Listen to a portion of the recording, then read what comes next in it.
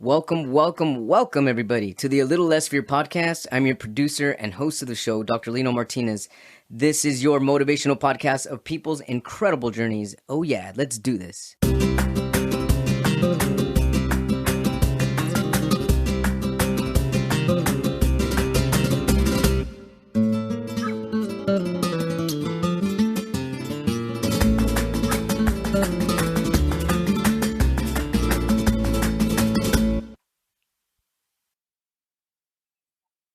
Welcome back, everybody, to the A Little Less Fear podcast, the Dr. Lino Show. Today, I would love to welcome Clementine Moss. In her memoir, From BONHAM to Buddha and Back, the slow enlightenment of the hard rock drummer, Clementine Moss. This is so incredible. A deaf hypnosis practitioner and spiritual counselor who is also the founding drummer of the Led Zeppelin powerhouse Zepparella, offers her music career as a metaphor for spiritual practice. I love the alignment. Welcome to the A Little Less Fear podcast. So nice to have you, Clementine. Thank you, Dr. Lino. Yeah, no problem. I love this alignment. So, hey, tell us about your personal growth story. Tell us about your journey. What brought you to where you currently are today? What got you to write this book? Tell us, we've got time. Okay. Let's see. I'm going to nutshell it.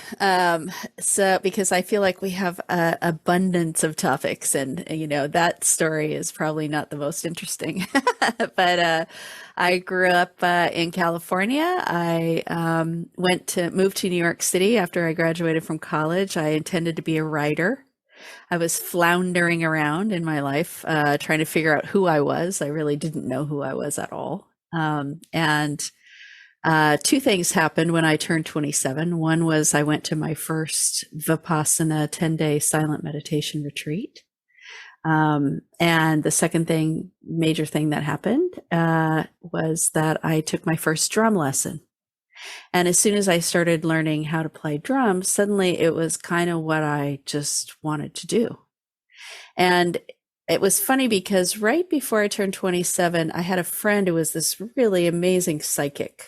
And she said, you have all of these things that you could do in your life. You have the writing and you have these other things, these other interests.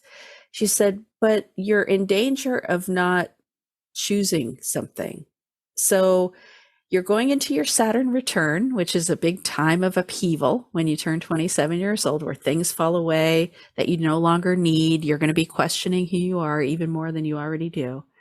She said, the way through it is to pick one thing, do it every single day for the next 3 years and see where that brings you. And that will bring you to where you're to be. And, I think in the same week she told me that I had just taken my first drum lesson, and I thought, I'm going to do that.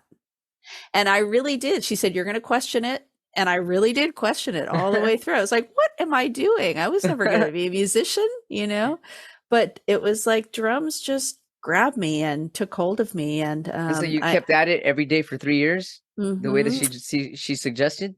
Yeah. After a year and a half, I started playing with bands, and I just kind of, it took me, all over the country, like, many, many, many times. And then, overseas as well, playing my instrument. And now, Zepparella's been together for the last 20 years, and I'm also a singer and songwriter with original albums, and so there's that whole aspect of my life. For 30 years now, I've been a rock and roll drummer. That's how I make my living, right? Hell yeah, rock on! I love it. It was such a funny thing that happened. And beautiful. At the same time, I was practicing contemplative practice, mostly Vipassana meditation and dabbling in these other things. And I have a wonderful mentor who I met when I was in my early 20s, who is a spiritual teacher. And so she kind of guided me along the way at different points. So it was always something I was really, really interested in and really opening to. Clementine, let's go back. I'm sorry, before we keep going forward, I'm curious here. Let's go back to your first 3 years of drumming and how you kind of doubted it and you kind of questioned it. What kind of doubts and what kind of questions were going through your head before you continued that journey? When did you actually trust it? And if we can answer both questions, that would be great. Yeah, I have to say that I kind of trusted it immediately. Now, I doubted it with my conscious critical, you should be something else, right? You Okay. should be doing something else. You should be, I don't know, like for a while I thought I would go back to school, get a master's in writing, and or I was offered jobs because I was always a temp, right? So I'd be offered these very well-paying jobs and different corporations, and but drums, as soon as I sat down, and it's the case now, when I sit down at drums, I feel at home. I feel it just feels like home to me.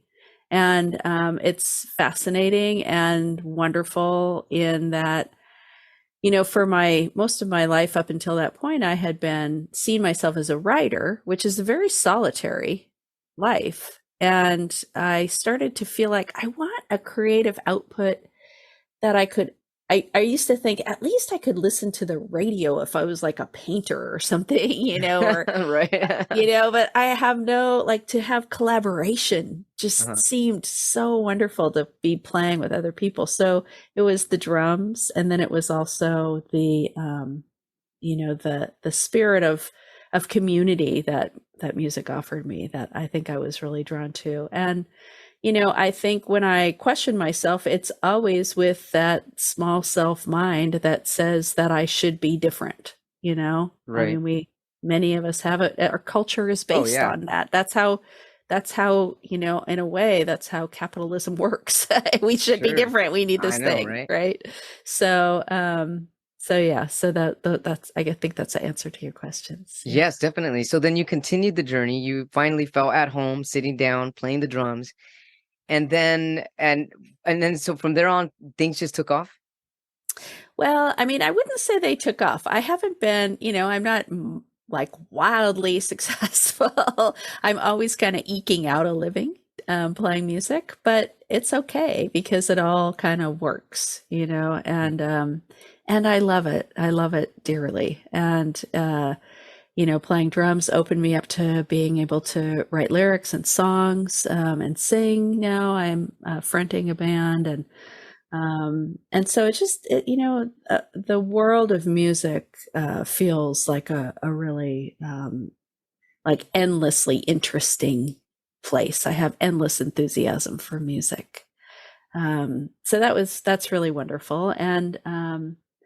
And along the way, I was, in my contemplative practice, I started to really start to be able to view non-reactively my mind, right? Which is what sitting and meditation teaches us. And I started to see that pretty much every thought that I had most of the time was a judgment about myself, and judgment about how things should be different, and a judgment about how I should be different, how I wasn't good enough in a million different ways.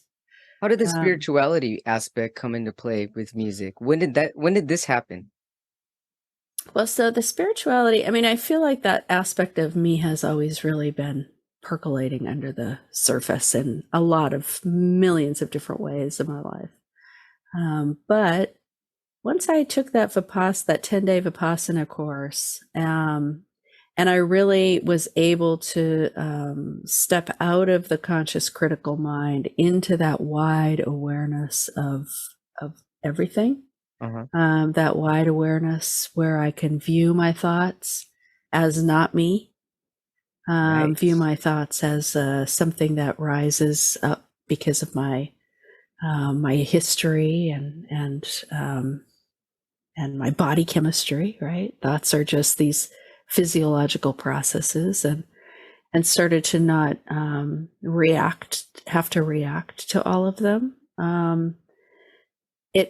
I felt it helped me become a better musician, because when you're playing drums, when you're at the drum set, you have 4 limbs doing 4 different everything. things, and you really have to put your mind in the center, and you can't really react. If I start really like paying attention to one of those limbs, it's going to kind of all fall apart, right?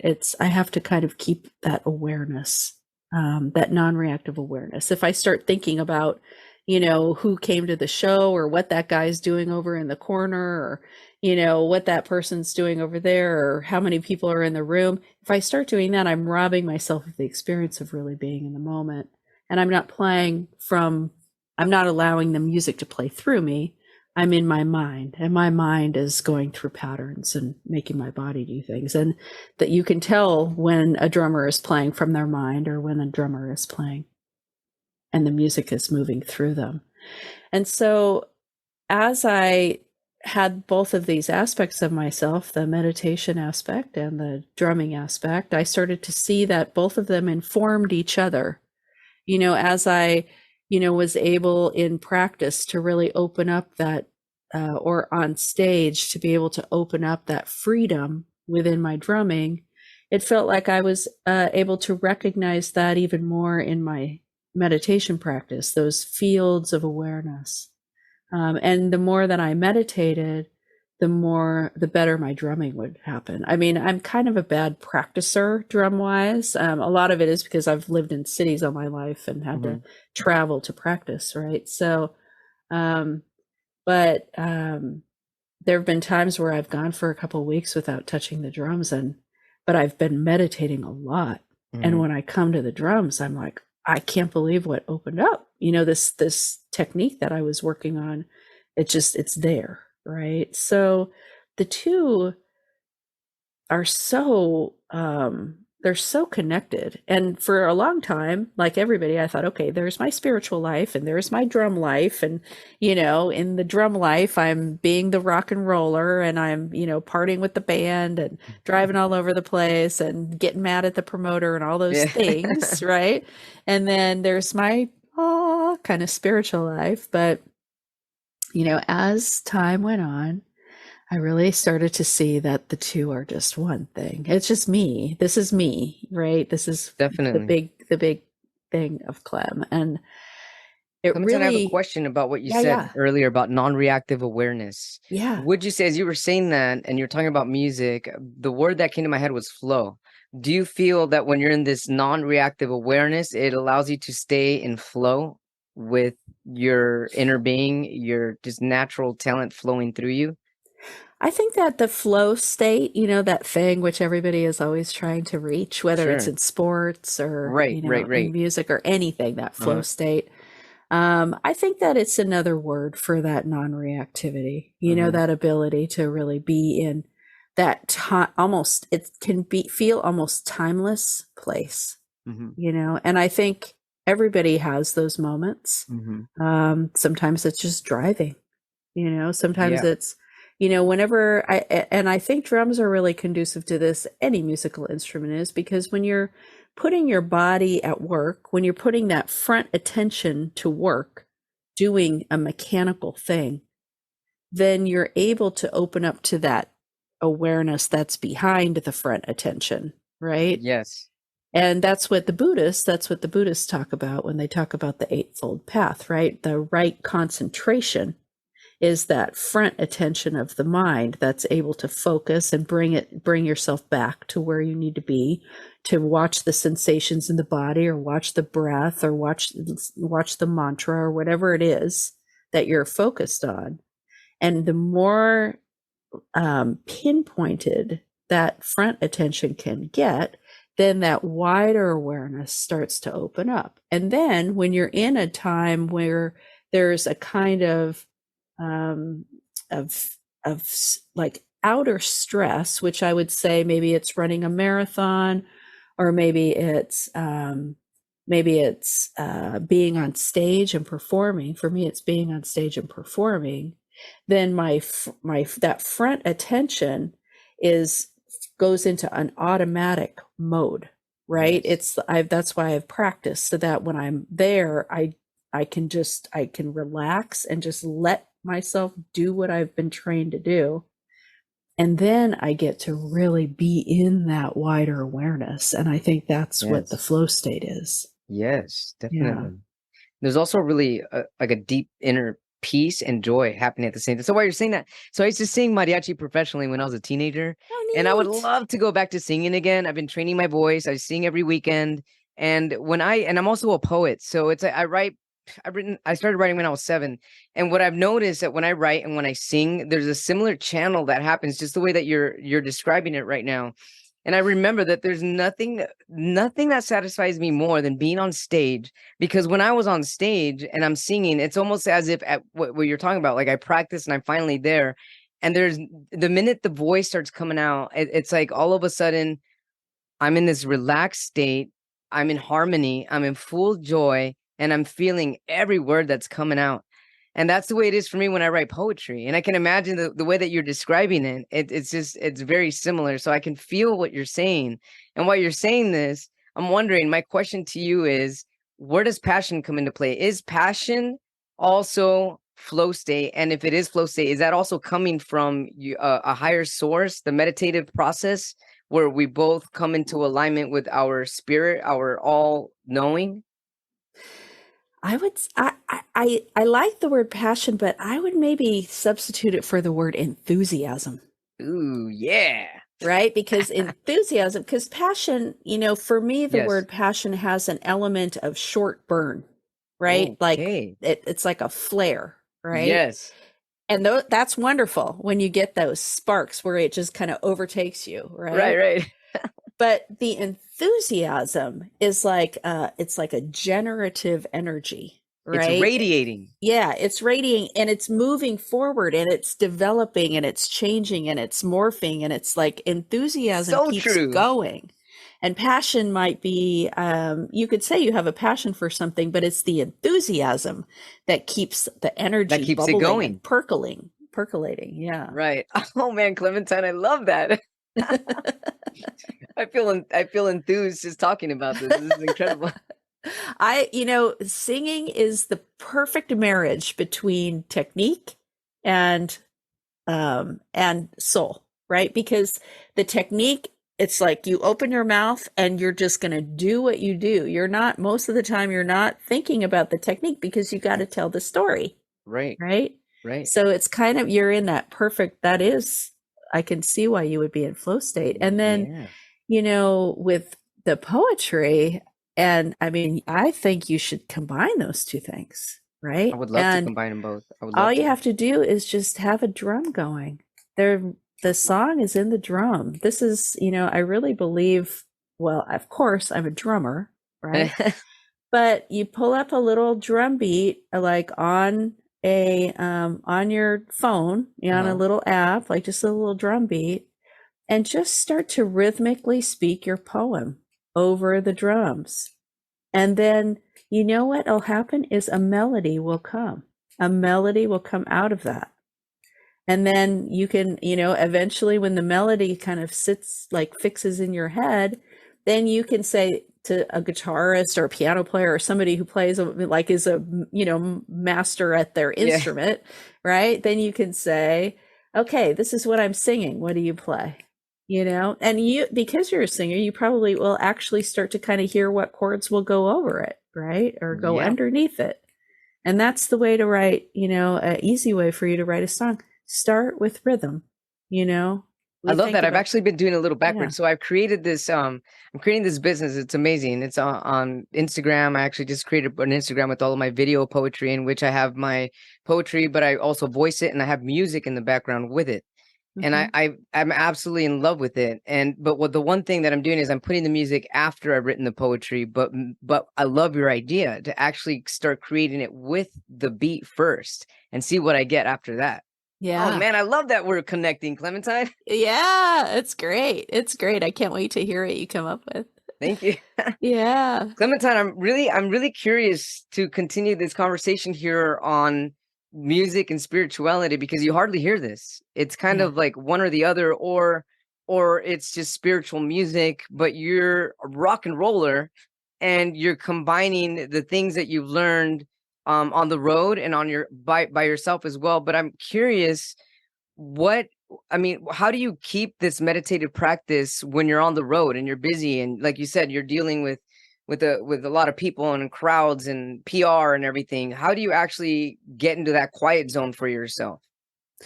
It's I think what happens Well, what happened to me was that I started realizing that every moment is an opportunity to be in that meditative state. Every moment, Yes. kind of what we were talking about beforehand, every moment is an opportunity to take a deep breath and to just notice, how am I feeling? What am I thinking? What thoughts are coming through my head? Where's my reactivity? I see myself react. I see myself get like blow up, like, somebody cut me off in traffic. And then I take a breath and I'm like, oh, interesting. Wow. I wonder where that's coming from right now, Yeah. and another time I would maybe be like, okay, go ahead, call them a name and let Nice. them go in front of me. But, you know, um, so I think it becomes just a part of life. Now, sitting in, meditation is really important because we're training ourselves. We're training ourselves to be in that state when things are chaotic. And the more that we do, like 5 minutes a day, try to sit and just notice, over time, we start to notice our reactivity becomes a little less intense in our lives. It really So does. I think, formal practice is really important, but um, I've found, I love the times where my life opens up and I have days where I can really sit for long periods of time, and it's really valuable. What I've been really concentrating on doing, no matter what, these days, is sitting in a kind of state of prayer and gratitude, Mhm. um, more than concentrating on opening up that field. As soon as I sit and open to prayer and gratitude in the morning, I feel that I immediately connect to that space that maybe I would be looking for um, in a long meditation. I've come to a place recently where my practice has become more of what they would call a meta practice, right? Which is a kind of outward, like sending energy out to the world, to the earth, Mhm. um, to humanity. How do you Um, do that? I have a series of prayers that I offer in the morning, meditative kind of prayers that I offer. Mhm. I open my heart and say these things, and then I sit in. I started um, to work with a really wonderful teacher who you should have on your show. He's really great. His name's Ishtar Howell, and he teaches a kind of mantra meditation, just to kind of shake things up in my internal world. And when I was doing that, after about 3 weeks, I had this big realization as I was walking out down the street, like I feel like I am swimming in gratitude all the time. And then Wow. I realized, oh, the mantra, it's an internal mantra. The mantra is about gratitude. And it is a series of phrases about being gratitude, like in gratitude. And I thought, oh, like, okay, something's working here with this mantra meditation, which I had never done before. So, Did you um, find when you were doing this gratitude mantra and actually living more in that gratifying state of mind, did you find that more things started to come in alignment for you? I think that what I started to do even more was in gratitude, being gratitude for what is, Mhm. and not thinking that things should be different. Now, at one point I remember saying to myself, I think that I've lost all ambition. And when I said it out loud, it was like, I even said it to a couple of friends, and it was like I had said the dirtiest word possible. Like, as Americans, we should be ambitious, right? As people, we should be ambitious, Right. right? And so to say I had lost ambition, but it didn't mean I had lost enthusiasm. Ooh, yeah. So what a teacher told me was, it's not that you've lost ambition, it's that you've removed the goalposts, and that you're following your enthusiasm, and to move you forward. And enthusiasm with gratitude means that everything that is happening is, I feel like it's a kind of state of grace to be able to be there. Now, am I there all the time? No. Right. Especially when I'm doing my, I'm in the like weeds with a lot of bureaucracy right now with finances and stuff like that. And believe me, it's as challenging as it ever has been. And yet I just really trust that, that what's here is what's supposed to be here. And I follow my enthusiasm toward just in that way that I would like to try to be a light for others. And I don't mean a spiritual teacher. I don't mean, a magnificent podcast guest. I just mean that when I walk down the street, that maybe my feeling of gratitude, my feeling of lightness somehow energetically affects people that I'm not even, that And it does. It automatically heals people. I hope because there's so many people who are working so hard and diligently in the world They are. to make incredible changes and really help people. And I'm doing what I can, and at this point, this is what I'm trying to do. So, Well, you're doing it. You're not trying. You are doing it. yeah. I'm curious about going back to how you said ambition is removing goal parts. Can we go a little deeper into this? I'm trying to get a little clearer understanding with this. So what I'm understanding with that is whenever you have goal, and you mean goal as in GOAL, right? Goals, removing the goal part. Goalposts. Posts. Yeah. Goals, because whenever there are specific goals, there tends to be sometimes some resistances towards it. So is that what you mean by that? What do you mean by removing the goalposts? I don't think it's so much removing the resistances. I think it's recognizing what are we trying to achieve with that goal. Okay. Is that goal set up by culture? Is that goal set up by some idea of myself that's no longer valid? Right. If I say, oh, I should be the very best drummer in the world, who's saying I should be the best drummer in the world, right?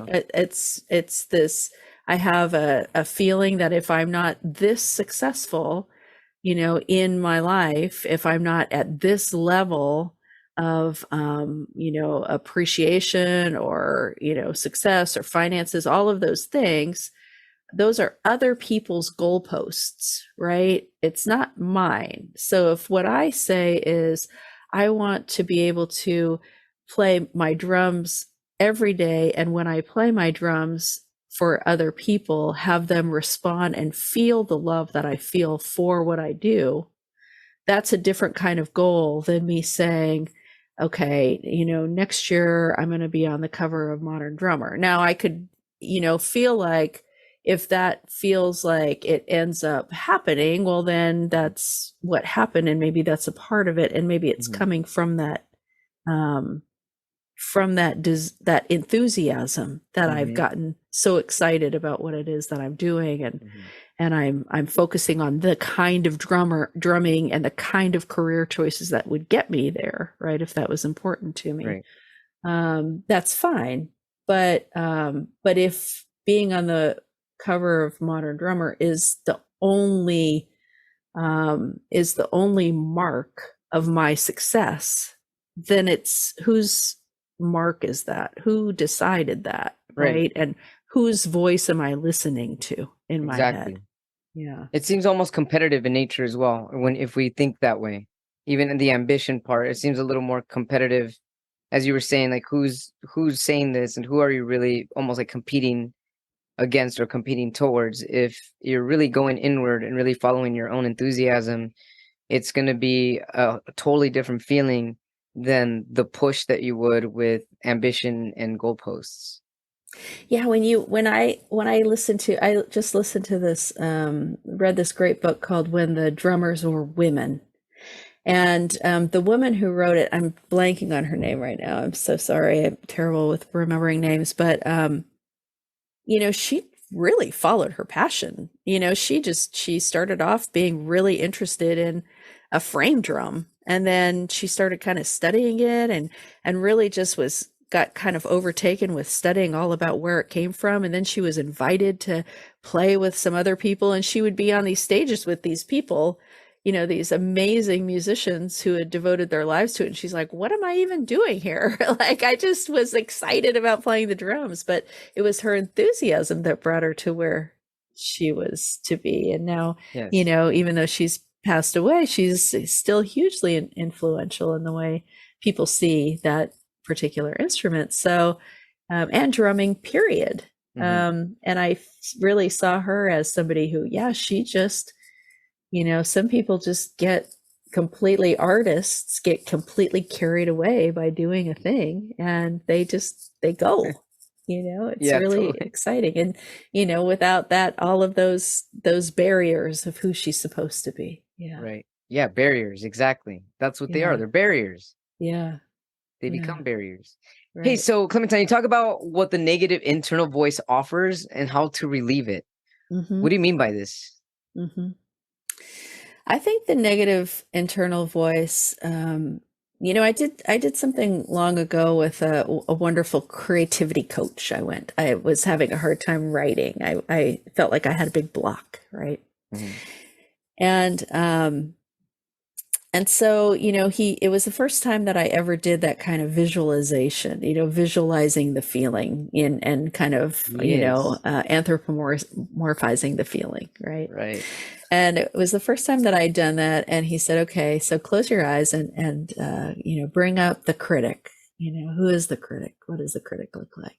Who is the critic? I love that. Yeah. Who's the critic? Okay. And for some reason, I saw very clearly a woman in a gray suit, gray flannel suit with her hair up in a bun and glasses on. And she was very judgmental.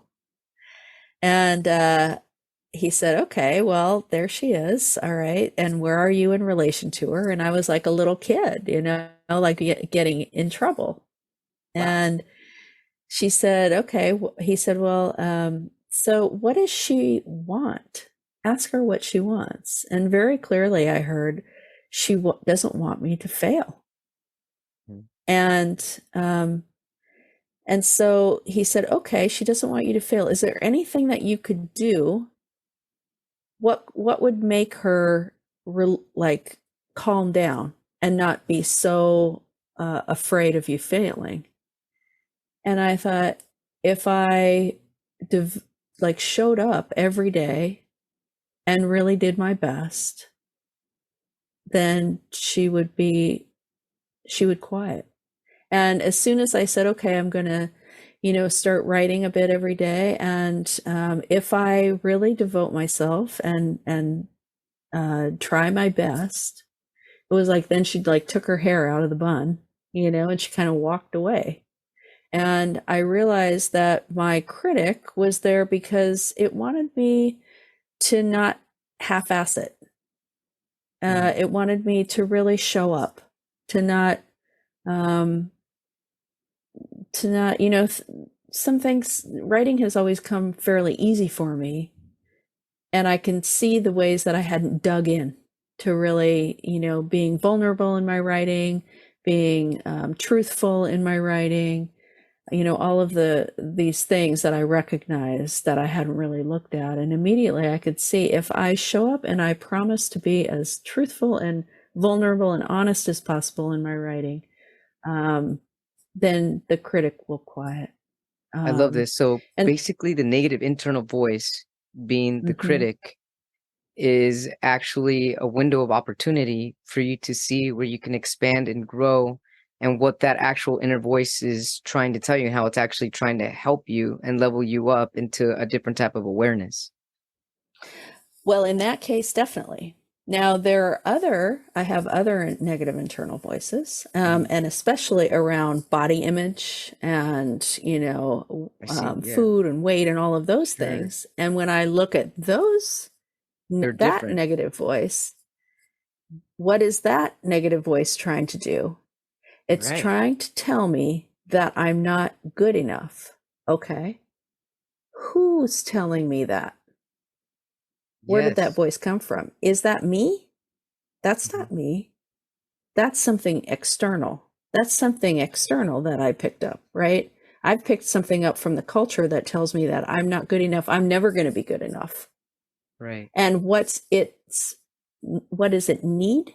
It needs to keep me feeling that way so that I'm constantly looking outside of myself for things that will make me be good enough, right? So it Right. will searching always for, all the things that we know that everybody searches for in order to be the most beautiful, the thinnest, the most healthy, all of these things that we're constantly being, fed and fed and fed, How did you that figure we that out, need. Clementine? The difference between those two voices? I mean, because they're both telling you somewhat heavy things.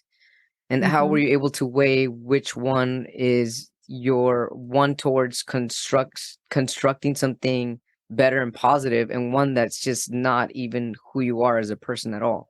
How were you able to differentiate the both? Yeah, I think that these through a lot of interaction with these voices, not Hmm. being afraid to hear these voices, Hmm. and that second negative voice, there is an aspect of it as well that does come from me that says, you know what, be mindful about your choices, Hmm. and recognize that, feeling bad about yourself is not helpful, but being mindful, if you're mindful of your choices, then that voice will lessen.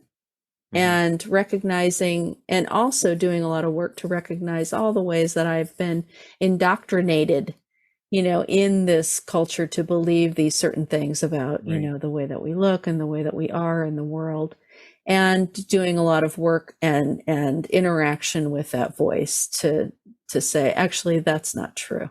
What are some good What's questions true to is, ask that voice? yeah, What are some good questions? Right now, you kind of said that, like, who's asking this? I really like that question. What are some other questions yeah. that people can ask themselves when deciphering which voice is really theirs and what's going to help them and what's going to not help them? Well, I think the biggest question, I mean, the thing that I think all of us should be asking is, what makes me think that I'm not worthy? What makes me Yeah. think that I'm not worthy of love, of knowing, of grace?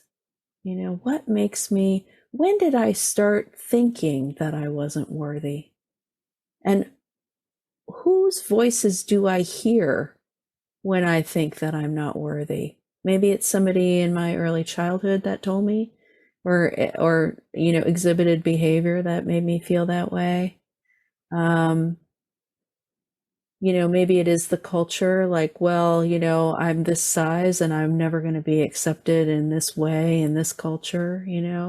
Maybe I don't think I'm pretty enough, you know, or that I'm, like all of the ways that we were told that we're not worthy. But I think to really get at the bottom of, why do we think that we're not worthy? Because, and now this goes into some spiritual kind of stuff, right? Yeah, But absolutely. if you think about it, maybe we feel we're not worthy because we deny the fact that we are able to know ourselves as a piece of the divine, that we are not able to know ourselves as holy as anything, and that everything is holy. Everything is, like, when you think of, the Hindu or the Buddhist idea of God, like, everything is divine, everything is God, right? There's nothing outside of God. If something is outside of God, then nothing is of God, right? And So so true. that means us. That means us too.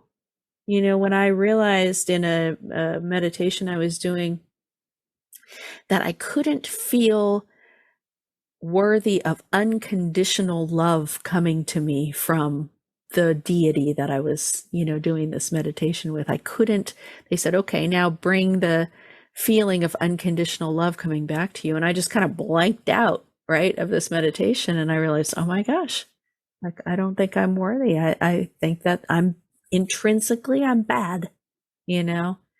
And when you really get down to that, and it's not fun to do that investigation, right? No, it's It's not. not fun to move through all of your vulnerability and move all the way down to all the ways and really question that deep, dark belief that you have that you are not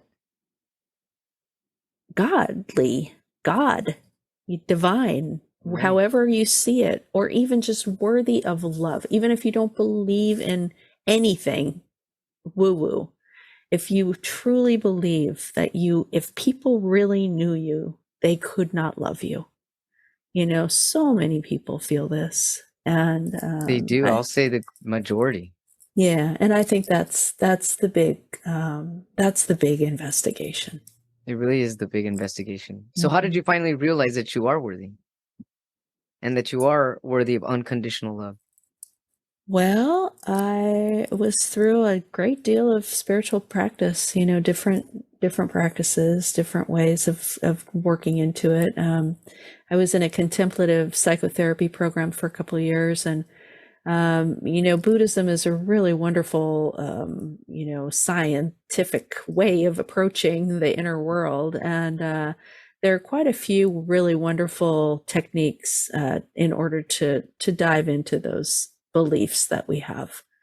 Starting from that vipassana of a way of viewing our internal world, viewing our thoughts, viewing these beliefs, viewing our emotion from a distance, non-reactively, and then to be able to work in certain modalities to ask those kind of questions, Right.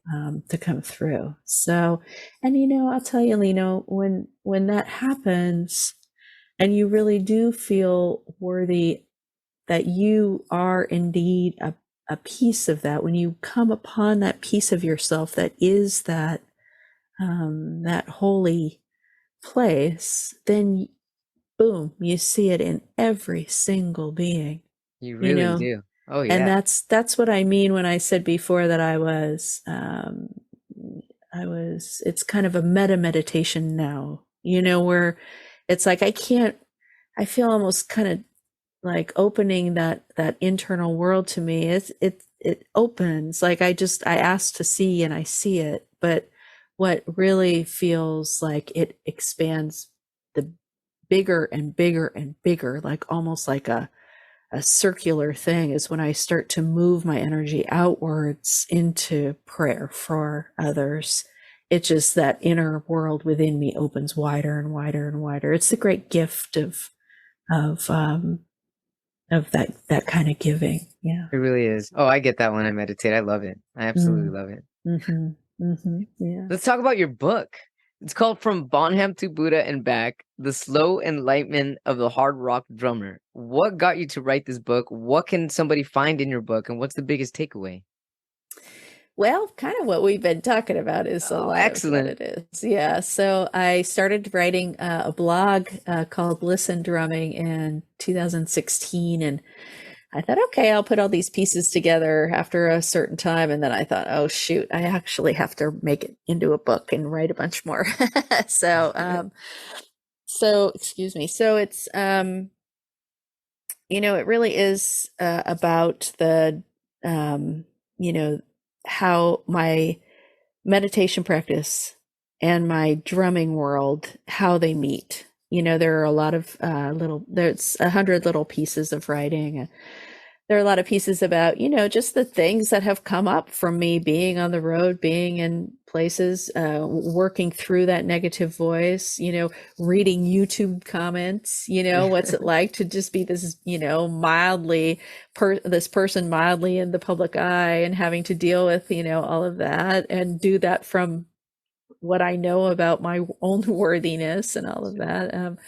And then there are a couple themes in there, right around the time that I found meditation and drumming, my father died. He died really young. And so it's a bit of a love story to my father as well, because he never got to see me play drums. And he's a big reason that I love music so much. And then it is a love song to drums. Drums also brought me, several years ago into shamanic practice and spiritual counseling with this wonderful modality called depth hypnosis, which was created by a teacher named Isa Gucciardi in Berkeley, California. And depth hypnosis marries psychology, Western psychology, especially transpersonal psychology. So that is psychology that brings spirit into it, right? Love it. And then Buddhism, especially Tibetan Buddhism, because Tibetan Buddhism has a big basis in the shamanic tradition of Tibet, the Bön tradition. So there's a lot of sound and light, energy healing. And then shamanic work. And so we use the shamanic journey a lot in depth hypnosis. That's where the hypnosis part comes from. It's about using that shamanic journey, that shamanic trance, to access our internal metaphoric systems. And through it, we do things like, soul retrievals and power retrievals, past life regression. However, the view of this modality is that it is helping the client become their own shaman. I, as the practitioner, am not the knower. I'm more of the guide. And I'm helping the person interpret their own internal system, their own internal metaphoric system. I don't know what they mean when they say they saw, a crow come down and dive into the water. I don't know what that means. They know what that means. That's their image. But it's so in this we help them come into their own power in this way. So it's a beautiful practice. And again, drums brought me there. Ultimately, or the drum is very prevalent in that work. Have you ever experimented with other, because you're talking about shaman, and I'm kind of just thinking about different types of drumming to get people in that hypnotic meditative state. Have you experimented with different ways of bringing in rhythmically through different types of drumming? I guess more of the spiritual aspect of a human being. Well, the frame drum is, they say that it's the same, has the same frequency as the center of the earth, right? Whoa, I love it. 80,000 years at least. Oh my goodness. People have been using the drum for ceremony and to create the trance. Right. And it's incredibly powerful. And they've done actually, scientific studies where they view people's brains as the drum is happening, and it activates, one of those, is it theta? I can't remember which. It is theta. Yeah, the theta meditative state. Right. Brain waves. Yeah. Right. And we know this from the binaural beats, right? Yeah. Coming up with this stuff. But it's a real thing. And humanity has known this for, tens of thousands of years. So, so I think the drum is really, really powerful. Yeah. Absolutely powerful. You're powerful. Thanks for sharing your incredible wisdom light here on A Little Less Fear podcast. I love this conversation. Where can our viewers or watchers and our listeners, viewers, watchers, listeners of all over the world find your book and your music? Thank you. Thank you, Lino. You're just a delight. My website is clemthegreat.com. I know. I picked that a long time ago, and I don't even hear it anymore. Oh But my every now and then goodness, I I love say it. it, and I'm like, oh gosh, that's what I decided. ClemTheGreat.com, and the book is on Amazon. It's also on Audible. I narrated the book on audio, so it took me forever to do that. So it's from Bonham to Buddha and back. It's Bonham is John Bonham, of course, from Led Zeppelin. He's Love it. been a big part of my life for the last 20 years. So there is a lot of talk about Led Zeppelin in the book as well. So, yeah. I'm certain of it. Clementine Moss, everybody, here on the Little Less Fear podcast. Her website is www.clemthegreat.com. Incredible conversation about her personal growth, spirituality, drumming, meditations. It's been all awesome topics. Thanks so much for sharing all of your wisdom light here. I look forward to keeping in touch with you and have a great rest of your day. Thank you, Dr. Lino. Thank you so much. You're welcome. My pleasure. Thank you all so much for tuning in to the Dr. Lino Show, A Little Less Fear podcast. If you'd like to get a hold of me, you can do so by sending me an email at alittlelessfear@gmail.com or through an inquiry from my website at www.alittlelessfear.com, where you will always find information on where to get my book. You can get my book on Amazon and Amazon paperback version, Kindle or Kindle Unlimited. And I also create incredible visual video poetry for people that are interested in marketing or even just to send a personal note to anybody or somebody that you might love. So yeah, check it out. I love it. Poetry is my passion, one of my other passions, aside from doing what I do right now, which is giving you all the motivation that you need to keep growing, to keep motivating people, motivating yourself, and to keep expanding. I love you all so much. Have a blessed day and take care. Rock on.